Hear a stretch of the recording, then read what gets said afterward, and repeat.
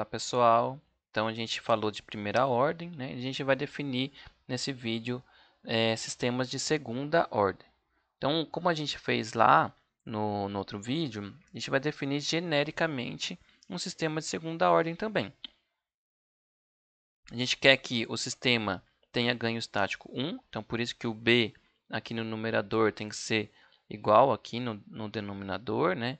E aí quando o S tende a 0, isso aqui fica B sobre B, então igual a 1. Então, quando a gente põe a entrada degrau, a gente sabe que essa resposta vai tender para 1 se ele for estável, né? Obviamente, então a gente está falando de sistemas estáveis aqui.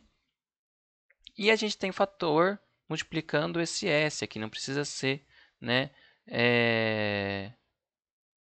1. Né? Ele tem que ser diferente, né? Ele pode ser diferente de 1, ele pode ser 0, ele pode ser o que for aqui, né? E aqui 1, né? Então, para a gente manter sempre um padrão, ok? Nesse sistema, a mesma coisa, a gente não vai ver a influência de zeros aqui, então por isso que é uma constante, aqui não tem S aqui em cima, mas depois a gente vai ver algumas coisas sobre influências que o zero causa nos sistemas. Então, aqui a gente tem essa definição genérica para esse sistema aqui. Esse polinômio é um polinômio de segundo grau, ok? Então, um polinômio de segundo grau ele pode ter raízes complexas, pode ter raízes reais, pode ter raízes imaginárias, né? Então, a parte real sendo zero, né? Não precisa ter parte real também. Então, veja que, por esse polinômio ser de segundo grau, então, sistema de segunda ordem, esse sistema ele vai ter polos que podem ser reais e distintos, eles podem ser reais e coincidentes, eles podem ser complexos e conjugados. Então, sempre quando a gente tem um polo complexo, o conjugado também é um polo, né? Então a gente já sabe disso, por conta da característica de um polinômio de segundo grau. E polos imaginários, né? Quando a gente tem a parte real igual a zero, ok? Então, a gente tem 4 tipos diferentes de sistemas que vai nos dar 4 tipos de respostas diferentes. Então, quando a gente põe essa entrada degrau nesse sistema, a gente pode ter diferentes tipos de resposta, né? Que a gente vai ver agora. Então, veja que esses 4 tipos, né, têm movimentações dinâmicas diferentes. Então, aqui a gente tem uma oscilação que se perpetua, né? Então, ele é estável, mas ele entra naquele caso lá que ele é marginalmente estável, porque ele vai ficar oscilando aqui indefinidamente, ele não tende para uma resposta parecida com a entrada, né? Porque a resposta deveria ser parecida com a entrada como um degrau, como acontece aqui com os outros casos. Então, ele oscila, né, indefinidamente. Já nesses outros casos aqui, ele tem uma oscilação que ele passou. Então, veja que ele tem uma oscilação que passa aqui da nossa referência, né, e aí que ele tende para o degrau aqui. Aqui, ele tende sem fazer essa oscilação. E aqui ele demora mais, né? Ele tem uma lentidão maior do que essa. E a gente vai ver que essas respostas aqui, elas têm alguns padrões, né? Algumas características que podem ser extraídas para a gente definir esse sistema de segunda ordem. Então, a gente vai começar a ver essas características e aí a gente vai voltar à definição do sistema de segunda ordem.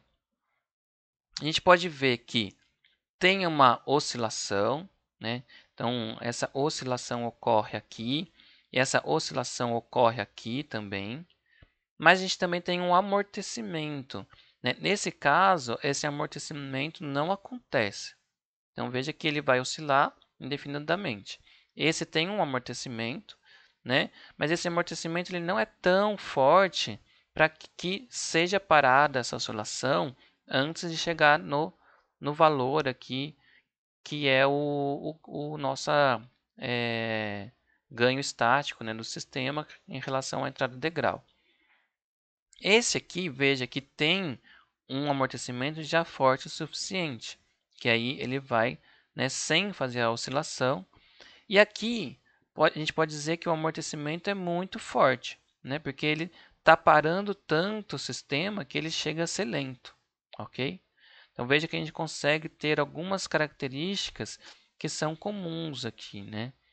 E vamos ver como é que a gente estuda elas de forma isolada. Então veja que essa ocorrência aqui da oscilação, ela acontece sem influência do amortecimento.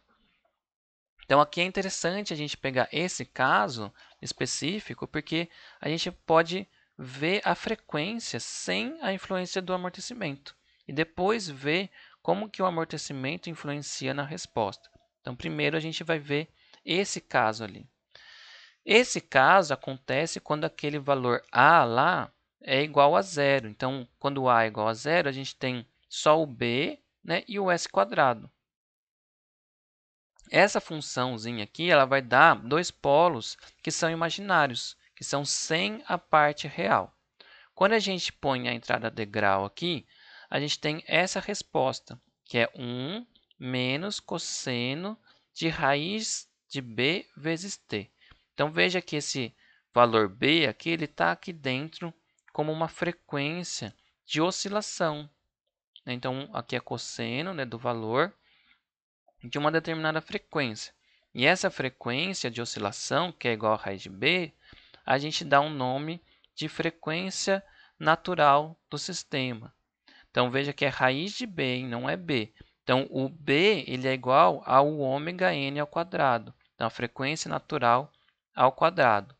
Então, é daqui que a gente tira que um sistema tem uma frequência natural. Porque nesse valor aqui, quando o A é zero, né, a gente tem o B aqui como a raiz de B sendo a frequência de oscilação do sistema. Então, naquela oscilação infinita, a gente teria uma frequência acontecendo em raiz de B. Então, a frequência natural de um sistema de segunda ordem é a frequência de oscilação do sistema quando ele está sem amortecimento, ok?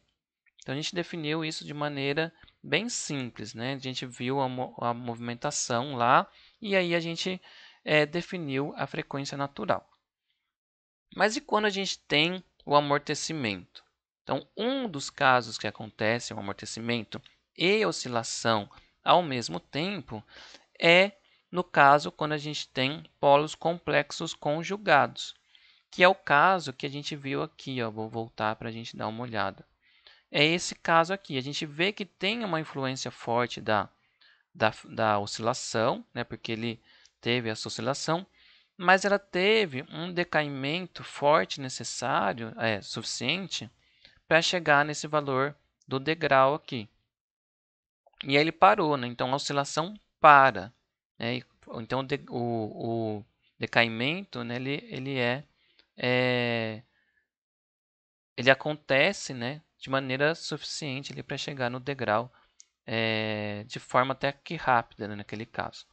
Então, se a gente tem dois polos complexos conjugados, é aquele caso ali que tem um sobresinal, né? Então, a nossa resposta passa por cima um pouco do nosso ganho que a gente tem ali, né? Mas ele chega a atingir o 1. Então, veja que a resposta de dois polos conjugados complexos é essa resposta aqui, ó. Então, o polo, né, ele tem uma parte real, que é menos a parte real, aqui um sigma, né? Por que menos? Porque a parte real ela tem que ser negativa, né? Então, a gente tem esse valor aqui negativo, a gente tem um sistema estável, né? Então, a gente está falando sempre de sistemas estáveis aqui, né? E ele tem uma parte que é imaginária, porque é um polo complexo. Então, mais ou menos J, aqui que a gente está definindo o imaginário, vezes uma frequência que a gente vai chamar aqui de frequência amortecida. Por isso que tem esse D aqui de damping, né? De amortecimento. Então, a gente tem uma frequência amortecida. Então, essa oscilação que acontece, né, ela tem uma influência do amortecimento. Ela não é igual à frequência natural lá, tá? E a resposta ao degrau com esses polos aqui é 1 menos 1A, que é uma constante, vezes o e elevado uma parte real, né, que a gente sabe que tem esse decaimento por conta da parte real, vezes o cosseno desse ômega t aqui, menos um φ, né, que não entra no caso agora. Mas esse φ é porque ele tem também, né, uma defasagem ali no tempo, tá? Mas isso não entra no caso agora. Como que se define esse φ? A gente vai definir isso depois, tá? Mas a gente tem que saber que tem essa relação aqui, ok?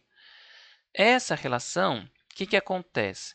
Você tem uma oscilação, mas também acontece um decaimento exponencial aqui. Esse decaimento exponencial, que é definido por essa curva, então veja o que acontece.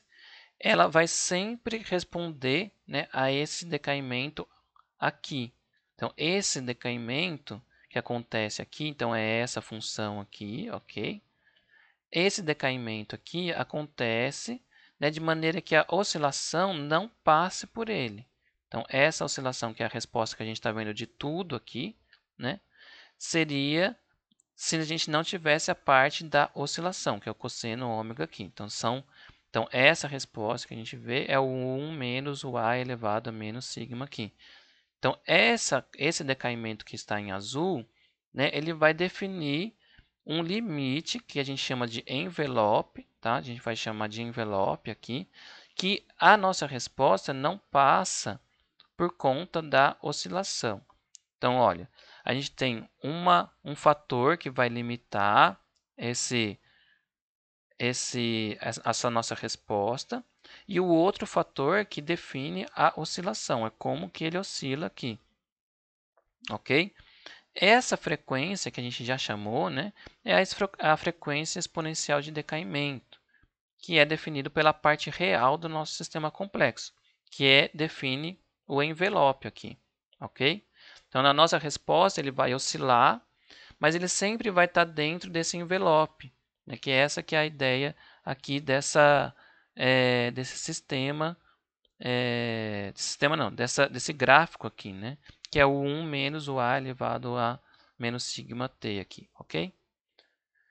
Então, esse amortecimento que a gente vai fazer essa relação é em relação à frequência natural do sistema e desse decaimento. Então, o amortecimento que eu tenho falado várias vezes, ele é uma relação, né, desse decaimento real ali, né, e da frequência natural do sistema, ou seja, é quando esse sistema não tivesse amortecimento, ok?